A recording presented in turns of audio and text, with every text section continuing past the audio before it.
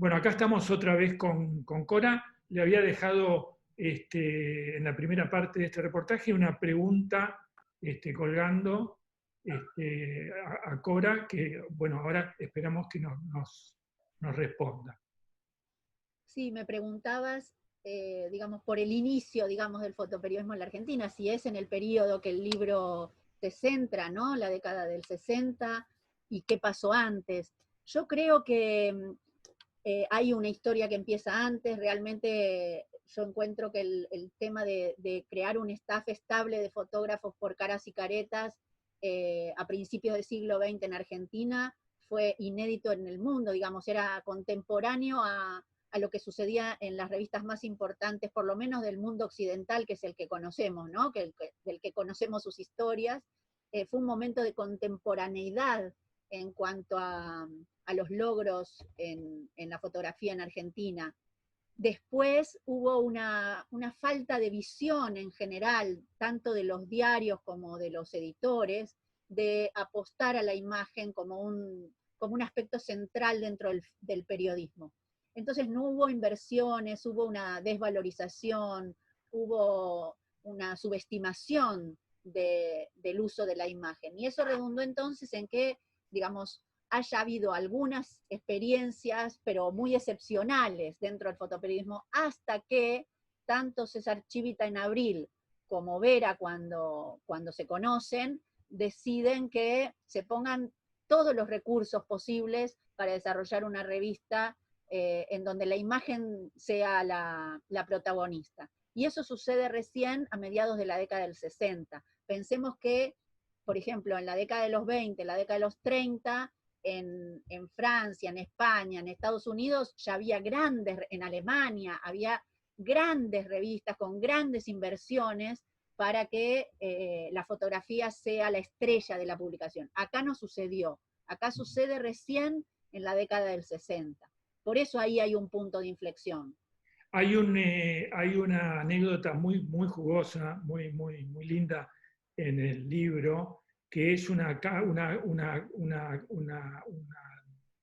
discusión epistolar entre Paco Vera, que fue el fundador del primer equipo de fotógrafos en la editorial Abril, y Jorge Aguirre, que era una especie, que fue una figura eh, muy particular en la fotografía argentina por su formación y por su enorme talento, donde Aguirre de algún modo le rebatía ese protagonismo que el propio Vera se adjudicaba. Contanos un poco eso, porque yo anoche lo leía y me mataba de la risa leyendo esa anécdota, y además el estilo con que Aguirre le contesta ¿no? a ese egotismo que de algún modo tenía tan metido don Paco, ¿no?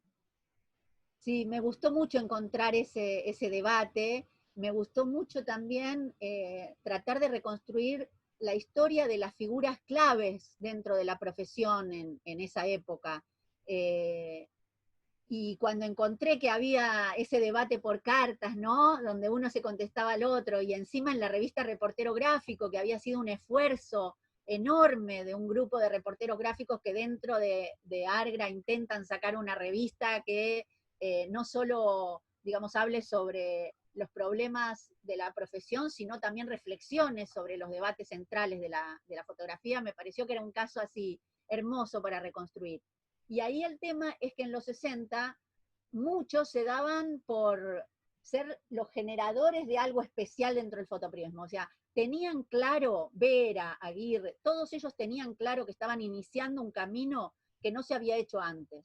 Pero claro, eran muchos los que estaban en esa. Entonces, cuando Vera cuenta, bueno, yo empecé con la fotografía espontánea en las revistas para que no era el flash directo del entrevistado, sino que sea algo más, digamos, fluido, más espontáneo, más natural respecto de los entrevistados. Entonces, era el flash rebotado y eso que cuenta, ¿no? Entonces, claro, eso se hacía en Alemania en los 20.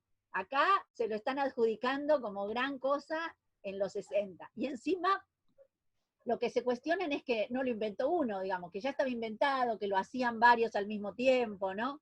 Entonces ahí me parecía que era muy interesante eso de reponerlo y reponerlo con el humor con el que ellos mismos se hablaban, ¿no? Sí, porque por otra parte, en la respuesta de Jorge Aguirre hay mucho humor y mucho respeto también, ¿no? Por la figura de Paco Vera, que fue un personaje bastante controvertido, ¿no?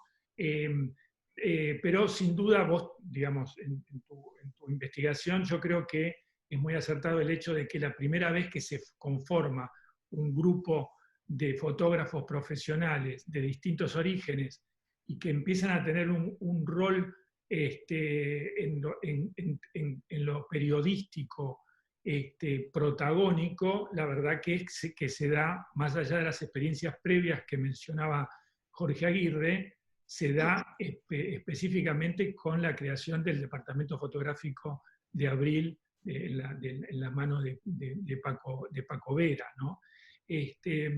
Ahora, el libro está plagado de unas anécdotas muy interesantes sobre cómo estos distintos fotógrafos iban ganando posiciones, iban perfilando, qué relación tenían con el medio y con Paco Vera, ¿no?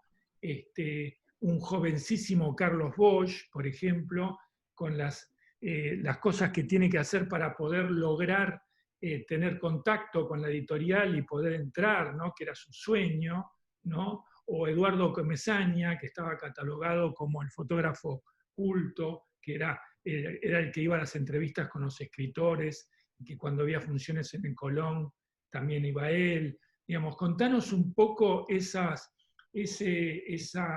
vida interior que estos profesionales empezaban a tener en medios que hasta ese momento los trataban casi como sirvientes, ¿no? Incluso por algunas anécdotas que cuentan algunos fotógrafos de la Nación, que vos también mencionás, donde casi ni se lo llamaba por el nombre, ¿no?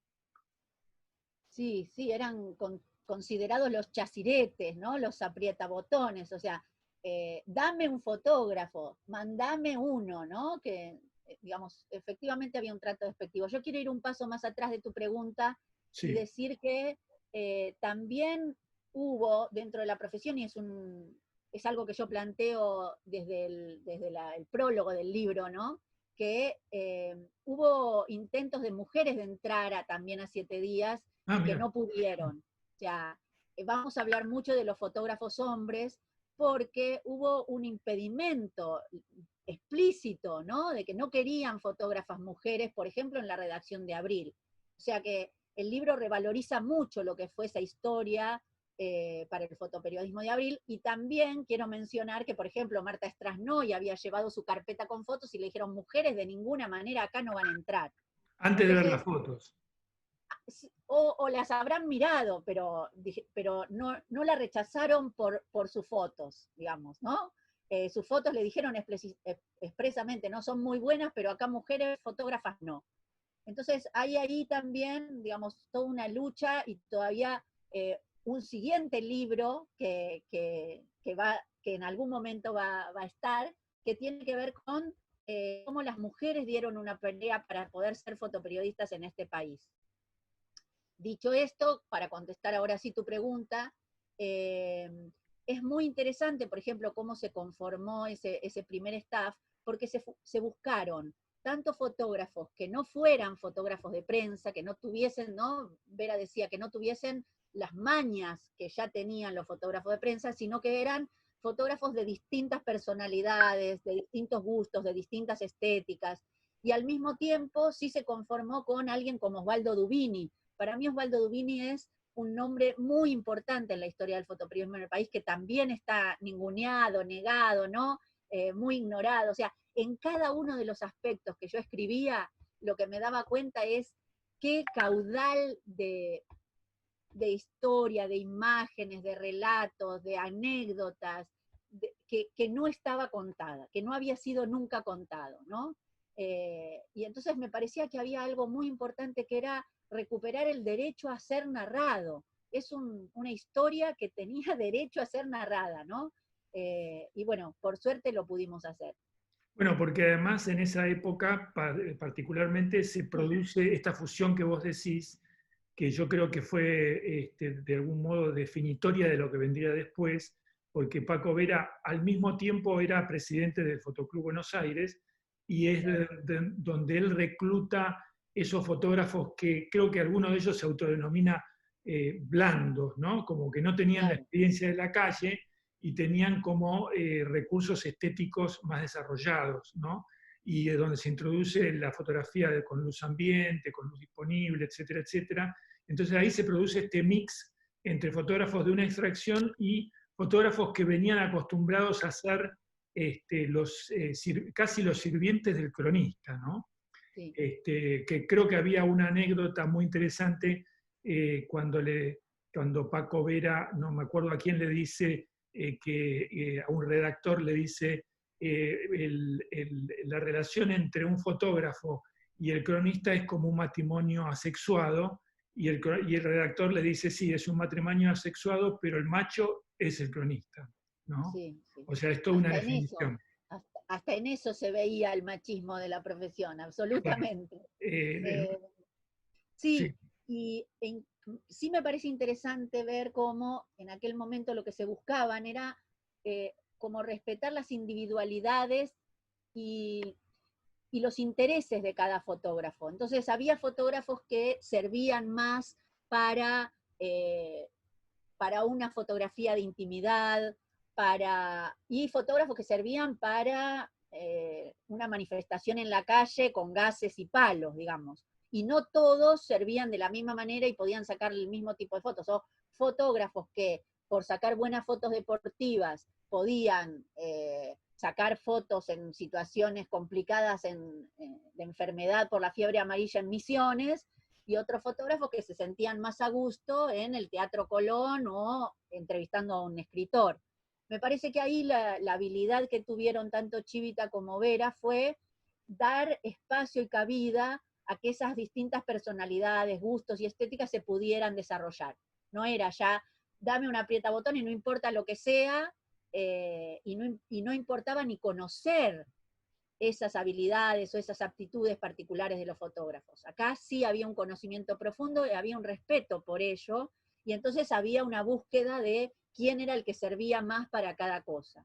Y eso redundó entonces en mucho mejor las producciones, además de el financiamiento, del tiempo, ¿no? el Mandaban para dinero hacer que una nota de tres, sí, perdón, no, no, el dinero que se invertía en las coberturas también, ¿no? dinero, o sea, era mandar, no sé, mandar a Eduardo Frías un mes a España para hacer una nota de 3 páginas.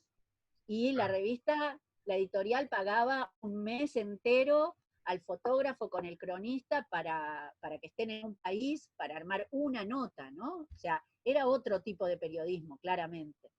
Ahora, antes de pasar a unos años más adelante, y además no, que no queremos spoilear el libro tampoco, pero hay un punto de inflexión en la vida profesional como gestor, ¿no? Incluso más allá de que fue un gran fotógrafo, Paco Vera, pero ya en esa etapa como más grande y ya como gestor, como administrador de la fotografía en medios gráficos, hay un punto de inflexión que es cuando él se cambia de equipo, digamos, ¿no? Cuando es tentado por la editorial Atlántida, que tenía títulos que competían con Abril, y finalmente él se pasa, no está explicado en el libro, digamos, las razones, aparentemente fueron solamente económicas, pero al decir de Eduardo Frías, es como que finalmente Vera se equivoca al pasar, porque después de un periodo de carta blanca,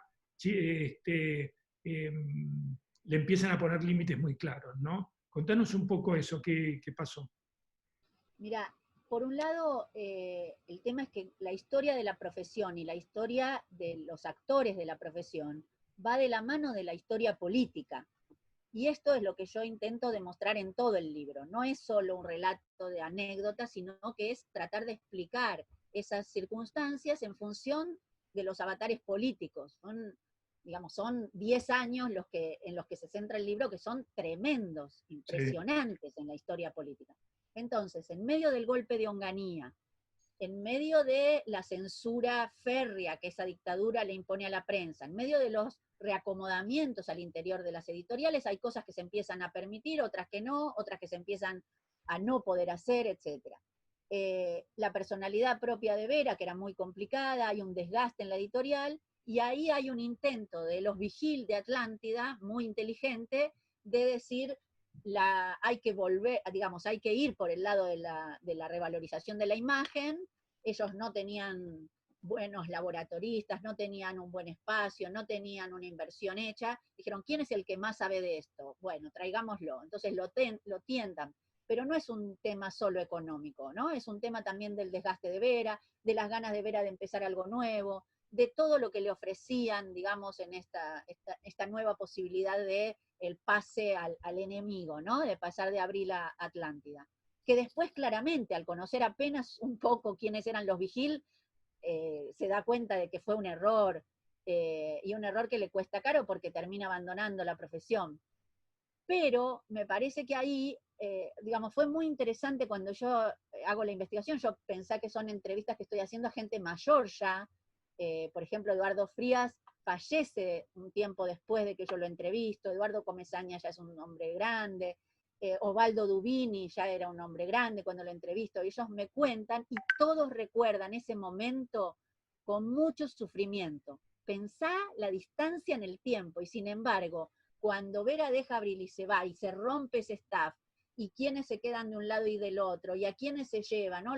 Lo hablaba también con Gianni Mesticelli hace poco, y también me cuenta, digamos, con pesar lo que fue toda esa época, aún hoy se sigue recordando digamos, con dolor lo que fue ese cambio, ¿no? O sea, realmente.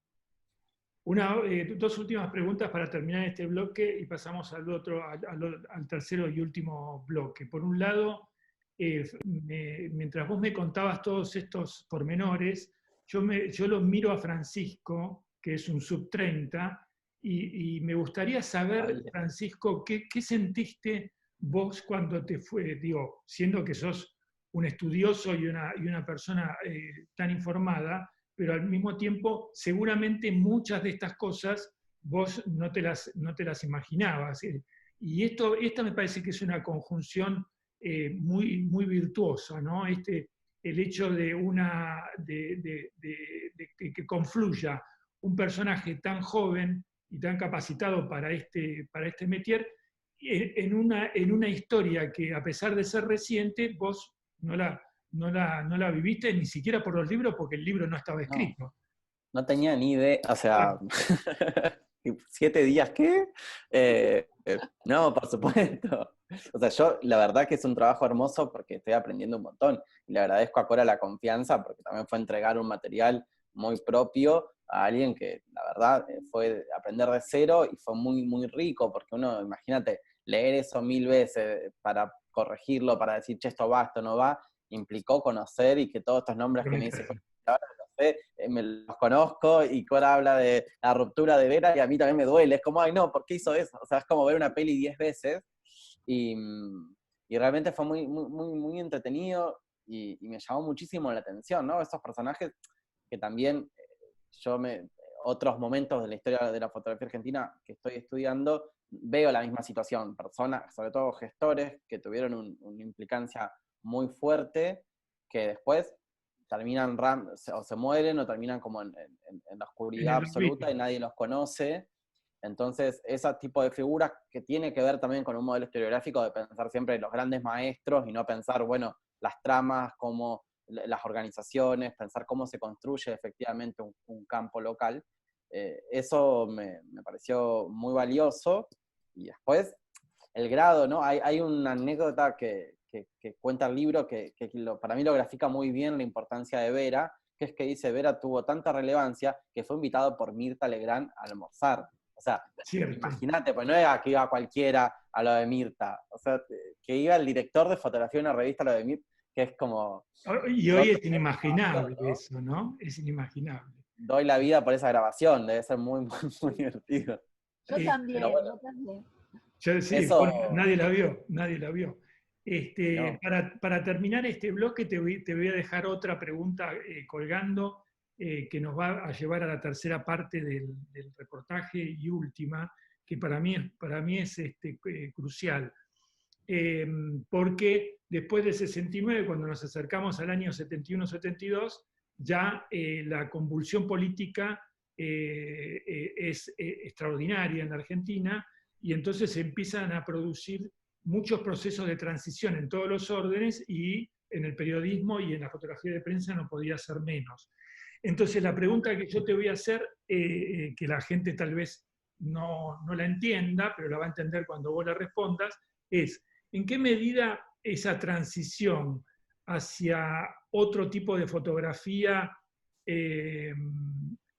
o esas banderas que empezó a levantar Paco Vera y compañía a mediados de los 60 fueron llevadas hacia la política en forma como gestión, digamos? ¿Quiénes fueron esos protagonistas? Fue Carlos Bosch, fue Ernesto Jaureche, fue Miguel Ángel Otero, fue la organización Montoneros.